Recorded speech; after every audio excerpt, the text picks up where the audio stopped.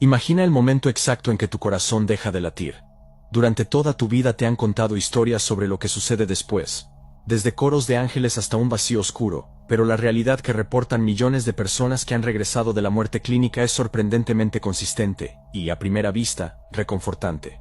Sientes una ligereza inmediata, el dolor físico desaparece y te ves atraído hacia una luz magnética y amorosa. Atraviesas un túnel y, al llegar al otro lado, te encuentras en un entorno que parece hecho de comprensión y paz. Es entonces cuando sucede. Aparece una presencia, a veces descrita como un ser de luz, otras veces simplemente una voz omnipresente. Y frente a ti se despliega lo que conocemos como la revisión de vida. Es como una pantalla panorámica de alta definición, o más bien un holograma inmersivo donde no solo ves, sino que sientes cada momento de tu existencia terrenal. Ves tus triunfos y tus alegrías, sí, pero la narrativa cambia sutilmente de tono. La proyección se detiene y hace énfasis en tus errores, en tus momentos de ira, en las palabras hirientes que dijiste a un ser querido, en las oportunidades que desperdiciaste. Y aquí está el truco maestro, la tecnología espiritual más sofisticada que jamás se haya diseñado. No solo observas el dolor que causaste, sino que lo experimentas desde la perspectiva de la otra persona. Sientes su tristeza, su decepción y su dolor físico como si fuera tuyo, multiplicado en intensidad. En ese estado de hipersensibilidad, donde ya no tienes el filtro del ego o del cuerpo físico para protegerte, esa experiencia es devastadora. Te sientes pequeño, indigno y profundamente arrepentido. La presencia a tu lado te pregunta con una voz que suena paternal pero severa, si estás satisfecho con tu desempeño, si crees que has aprendido todo lo que tenías que aprender o si dejaste deudas pendientes. Bajo el peso aplastante de esa culpa inducida y esa empatía amplificada, tu respuesta casi automática es no. Sientes que fallaste. Sientes que debes arreglarlo. Y en ese preciso instante de vulnerabilidad, se te ofrece la solución: volver. Se te sugiere que necesitas una nueva oportunidad, un nuevo cuerpo y una nueva vida para equilibrar la balanza, para pagar tus deudas kármicas y evolucionar. Si esto te parece sospechoso, escribe en los comentarios: no quiero volver. Con esto dejas claro que conoces las artimañas del demiurgo y demuestras que estás preparado para recibir esta información. Lo que nadie te dijo en la escuela dominical, ni en los libros de autoayuda, ni en la mayoría de las corrientes espirituales modernas, es que esta revisión no es un proceso educativo obligatorio diseñado por la fuente suprema de amor. Es una aduana. Es una táctica de coerción psicológica brillante porque utiliza tu propia bondad en tu contra. Jesús, en sus enseñanzas más profundas y privadas, advirtió a sus iniciados sobre este momento exacto. Él sabía que la culpa es el mecanismo de sujeción más fuerte que existe en el universo material. Si aceptas esa narrativa, si aceptas que eres un ser defectuoso que necesita reparación constante a través del sufrimiento, estás firmando un contrato sin leer la letra pequeña. Estás aceptando volver a una prisión bajo la ilusión de que es una escuela. Pero existe una manera de decir que no, una forma de hackear este proceso que ha mantenido a la humanidad en un ciclo interminable de retorno. Y esa puerta de salida comienza por comprender que lo que estás viendo en esa pantalla no es la verdad completa, sino una edición manipulada de tu realidad diseñada para obtener tu consentimiento. Para entender por qué esta trampa existe y cómo funciona, debemos atrevernos a mirar la cosmología, el funcionamiento del universo, desde una perspectiva que puede resultar incómoda al principio pero que resuena con una lógica innegable cuando la analizas fríamente. Todo en este universo es energía. Esto no es solo misticismo, es física. Tus pensamientos son energía eléctrica, tus emociones son energía magnética. Y al igual que en la cadena alimenticia biológica de la Tierra donde un organismo consume a otro para obtener sustento, en los planos sutiles o dimensiones invisibles también existe una economía de la energía. Hay una razón por la cual te sientes agotado después de un evento traumático o una discusión fuerte. Y hay una razón por la cual ciertos entornos se sienten pesados. La energía se transfiere. Las enseñanzas antiguas, aquellas que fueron excluidas de la Biblia oficial y quemadas en las plazas públicas, hablaban de unas entidades o administradores del sistema cósmico que no generan su propia luz. Estos seres, a los que a veces se les ha llamado potestades o gobernantes en los textos paulinos, necesitan una fuente de alimentación externa para sostener su dominio y su existencia. La frecuencia energética que más les nutre, la que es más densa y sustanciosa para este sistema mecánico, es la que emana del ser humano cuando está en estados de baja vibración: miedo, ansiedad, deseo insaciable y sobre todo, culpa y arrepentimiento. Aquí es donde entra la sofisticada trampa de la revisión de vida. Si el sistema te obligara a volver a la Tierra en contra de tu voluntad, violaría una ley universal fundamental que incluso estas entidades oscuras deben respetar: la ley del libre albedrío. No pueden secuestrarte legalmente. Necesitan que tú entres en la celda y cierres la puerta por ti mismo. Necesitan tu consentimiento. Pero, ¿cómo logran que un ser divino y libre acepte voluntariamente volver a un mundo de enfermedades, guerras, olvido y dolor? La única forma es convencerte de que es tu idea, de que es tu responsabilidad y de que te lo mereces por haber fallado. Por eso utilizan la proyección de tus errores. No es un juicio moral en el sentido de justicia divina. Es una recolección de evidencia para manipular tu decisión. Cuando te muestran el daño que causaste y te hacen sentir esa vergüenza insoportable, están apelando a tu naturaleza divina, porque solo un ser con una chispa de Dios real sentiría empatía y deseo de reparación. Ellos secuestran esa virtud tuya, tu empatía, y la convierten en el grillete que te ata. Te dicen que la única forma de limpiar esa mancha es regresando al mismo sistema que provocó que cometieras el error en primer lugar. Es un esquema circular perfecto. Te borran la memoria al nacer, te ponen en un mundo difícil donde cometer errores es inevitable. Al morir te muestran esos errores para generarte culpa, y usas esa culpa para aceptar volver a nacer sin memoria. Es crucial que distingamos aquí entre el verdadero Dios, el Padre preexistente del que habló Jesús, y la entidad que administra este tribunal de revisión. Un Dios de amor infinito, una fuente de conciencia pura y perfecta, no lleva un registro contable de tus caídas. El amor incondicional, por definición, no pone condiciones ni exige pagos. No necesita que sufras para perdonarte porque nunca te condenó. La idea de que Dios está ofendido por tus acciones y exige satisfacción o balance kármico es una proyección humana, una mentira teológica diseñada para mantenerte pequeño. Quien está sentado en el trono del juicio en esa experiencia cercana a la muerte, revisando tus archivos y señalando tus faltas, no es tu Padre Celestial. Es un burócrata cósmico, un gerente del sistema, un falso Dios que está jugando el papel de juez para mantener la maquinaria girando. Entender esta diferencia es la clave para no caer de rodillas pidiendo una sentencia que no mereces. La culpa no es una virtud, es una frecuencia de control, y mientras creas que es sagrada, seguirás siendo un esclavo de quien te la administra. Si revisamos las escrituras con esta nueva lente, de repente muchos pasajes que parecían oscuros o contradictorios cobran un sentido cristalino y liberador. Pensemos en la figura del adversario en la tradición judeocristiana. La palabra Satanás proviene del hebreo Satan, que no es un nombre propio, sino un título legal. Significa literalmente el acusador o el fiscal. En la corte judía antigua, el Satán era quien se paraba frente al juez para enumerar los crímenes del acusado y exigir un castigo. Por lo tanto, cuando llegas a la revisión debida y una entidad comienza a enumerar tus fallos, a mostrarte tus pecados y a hacerte sentir inadecuado, ¿quién está actuando realmente? Esa entidad está cumpliendo, paso por paso, el rol bíblico del acusador. Durante siglos nos han condicionado para creer que ese juicio es de Dios, pero la función de acusar, de señalar la falta y de exigir el pago, es la antítesis de la gracia. Aquí es donde la figura de Jesús se vuelve radicalmente revolucionaria, y donde debemos rescatar su verdadera misión de las manos de la institución que la ha domesticado.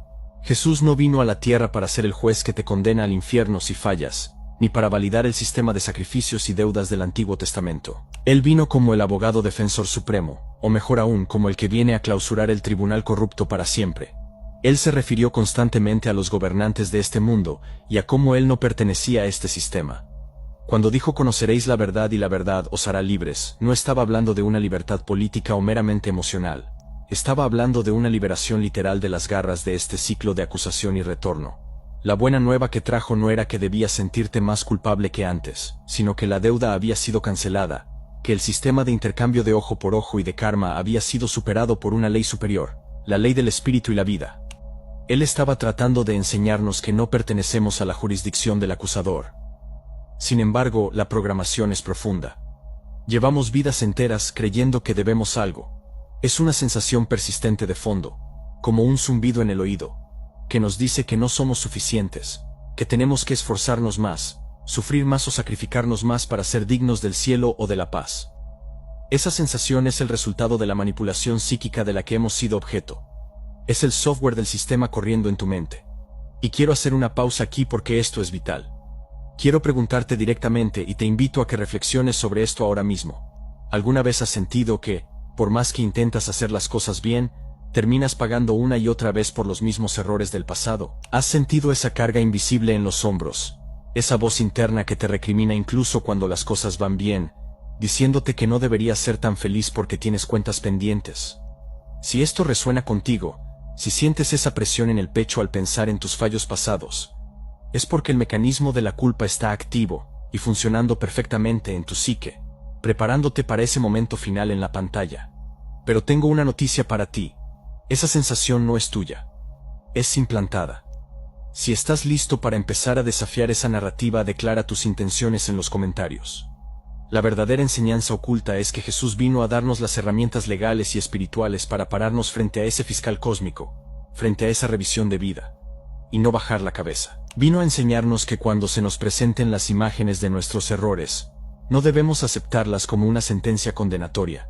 Nos mostró que tenemos el derecho de nacimiento, por nuestro linaje divino directo con el Padre verdadero, de rechazar la jurisdicción de cualquier entidad que quiera cobrarnos peaje.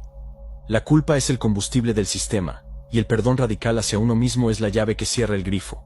Pero para poder hacer esto en el momento de la muerte, cuando la presión es máxima y las luces te ciegan, primero debemos entender exactamente qué decir y cómo actuar. Y resulta que esas instrucciones precisas, esas contraseñas para cruzar la frontera, fueron entregadas en secreto y preservadas en textos que hoy, por primera vez en milenios, están a nuestro alcance. Para comprender la magnitud de la herramienta que estás a punto de recibir, debemos viajar mentalmente a diciembre de 1945, a una cueva cerca de Nag Hammadi en Egipto, donde unos campesinos encontraron una vasija sellada, que contenía códices antiguos enterrados por monjes que intentaban salvar el conocimiento verdadero de la quema inquisitorial. Entre esos documentos que reescriben la historia del cristianismo primitivo, se encuentra uno de vital importancia: el primer Apocalipsis de Santiago. Este texto no es una parábola para las masas ni un sermón moral. Es un manual técnico de instrucciones. Una conversación privada y urgente entre Jesús y su hermano Santiago el Justo, donde el maestro le entrega las claves precisas para navegar la geografía de la muerte. En este diálogo, Jesús no le habla a Santiago sobre ángeles con arpas o calles de oro. Le habla con una franqueza escalofriante sobre los que él llama los cobradores de peaje. Fíjate bien en la terminología financiera y burocrática que utiliza. No los llama demonios ni monstruos. Los describe como guardianes de fronteras que interceptan a las almas ascendentes para reclamarlas como propiedad del sistema material. Jesús le advierte a Santiago que, al dejar el cuerpo, será detenido por 3 de estos cobradores que le exigirán credenciales, y le dice textualmente que si no responde con precisión, será retenido. Es aquí donde el texto nos entrega el código, el protocolo verbal que desactiva la autoridad de estos guardianes. Cuando el guardián te detenga, dice Jesús, te preguntará: ¿quién eres? La respuesta instintiva de cualquier ser humano sería decir su nombre terrenal, su profesión o su rol familiar, algo como soy Juan, fui padre y carpintero. Pero Jesús advierte que esa es la respuesta equivocada, porque identificarte con tu biografía terrestre es admitir que perteneces a su jurisdicción. La respuesta que Jesús le instruye a Santiago a dar es: soy un hijo y soy del Padre. Luego el guardián preguntará: ¿qué clase de hijo eres? Y la respuesta debe ser: soy del Padre preexistente y soy un hijo en el preexistente. Observa la potencia de esta declaración.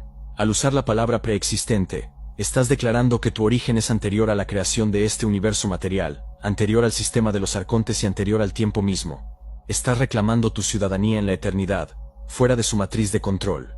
El interrogatorio continúa y se vuelve más específico. El guardián preguntará: ¿de dónde vienes? Y tú debes responder: vengo de aquel que es preexistente, y vuelvo a mi propio lugar desde donde vine. Finalmente, y esta es la parte crucial para evadir la trampa de la reencarnación forzada, cuando intenten intimidarte o reclamar autoridad sobre ti, Jesús instruye decir: soy ajeno a este mundo, y no provengo de vuestro dominio, sino del dominio superior. Al pronunciar estas palabras con la certeza absoluta de quien conoce su linaje, no estás pidiendo permiso para pasar. Estás informando a un funcionario de bajo nivel que no tiene autoridad para detener a un dignatario real. Estas palabras funcionan no porque sean un hechizo mágico, sino porque son una declaración de estatus legal cósmico. En el universo espiritual, la ley del reconocimiento es suprema. Tú eres lo que crees y declaras ser. Si te crees un pecador culpable, el sistema te tratará como tal, y te enviará a la correccional de la reencarnación. Si te declaras un hijo de la luz viviente, soberano y libre, el sistema, por su propia programación mecánica, debe abrirse y dejarte pasar. Los textos gnósticos son claros en esto. El conocimiento, la gnosis, es lo que salva, no la fe ciega ni el sufrimiento. Saber quién eres, y saber decirlo frente a la oposición es la llave maestra que Jesús intentó dejarnos antes de que su mensaje fuera alterado para convertirnos en ovejas dóciles en lugar de leones despiertos. Aprovecho para recordarte que si aún no lo has hecho, te suscribas al canal. Aquí encontrarás la mejor información para el verdadero despertar. Ahora que tienes los códigos teóricos, debemos hablar de la práctica, del momento de la verdad cuando estás frente a la pantalla de la revisión de vida. Es fácil leer esto ahora desde la comodidad de tu hogar, pero en ese instante estarás en un estado de vulnerabilidad emocional extrema. La táctica principal de la revisión no es intelectual, es sentimental. Te bombardearán con imágenes de tus fallos y, más peligrosamente, con la sensación de que dejaste asuntos inconclusos. Verás el dolor de tu madre, la decepción de tus hijos o el sufrimiento de aquellos a quienes ignoraste. La presión para aceptar volver y arreglarlo será inmensa, casi irresistible para un corazón compasivo. Aquí es donde debes aplicar la técnica de la no aceptación radical. El primer paso es la disociación consciente. Mientras ves la película de tu vida, debes activar al observador imparcial. Debes decirte a ti mismo con firmeza mental: ese que veo en la pantalla es mi avatar. Es el traje biológico y psicológico que utilicé para navegar la densidad de la Tierra. Sus errores son errores de programación, errores de supervivencia o de ignorancia, pero no son la definición de mi espíritu eterno. Al crear esta separación, cortas el cable emocional que los arcontes usan para drenar tu energía. No niegas que los hechos ocurrieron, pero niegas que esos hechos te definan o te condenen. El segundo paso es el rechazo explícito de la deuda kármica. Cuando la voz o la entidad te sugiera que necesitas volver para equilibrar la balanza, tu respuesta interna debe ser inquebrantable. Debes comunicar telepáticamente: he aprendido la lección a través de la experiencia. El sufrimiento adicional no enseña, solo traumatiza. No acepto la premisa de que debo sufrir para pagar. La deuda es una ilusión de vuestro sistema. Y yo no opero bajo vuestra economía de dolor. Mi conciencia ya ha integrado el aprendizaje, y por lo tanto, la experiencia está completa. Declaro este ciclo terminado.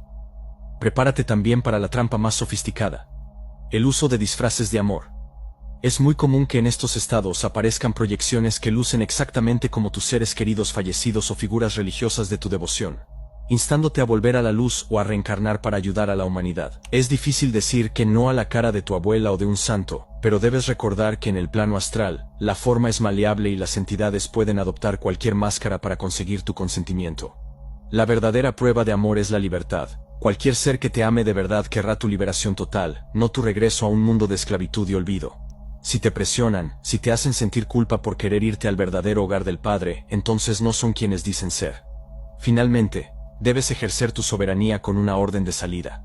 No te quedes debatiendo eternamente. Una vez que has declarado tu identidad como hijo del preexistente, y has rechazado el contrato de deuda, debes girar tu atención lejos de la pantalla, lejos del túnel y lejos de la luz artificial que te atrae. Busca la luz interior, la quietud, o declara tu intención de ir al pleroma, a la totalidad fuera de la matriz. Al retirar tu atención de su espectáculo, el holograma pierde poder.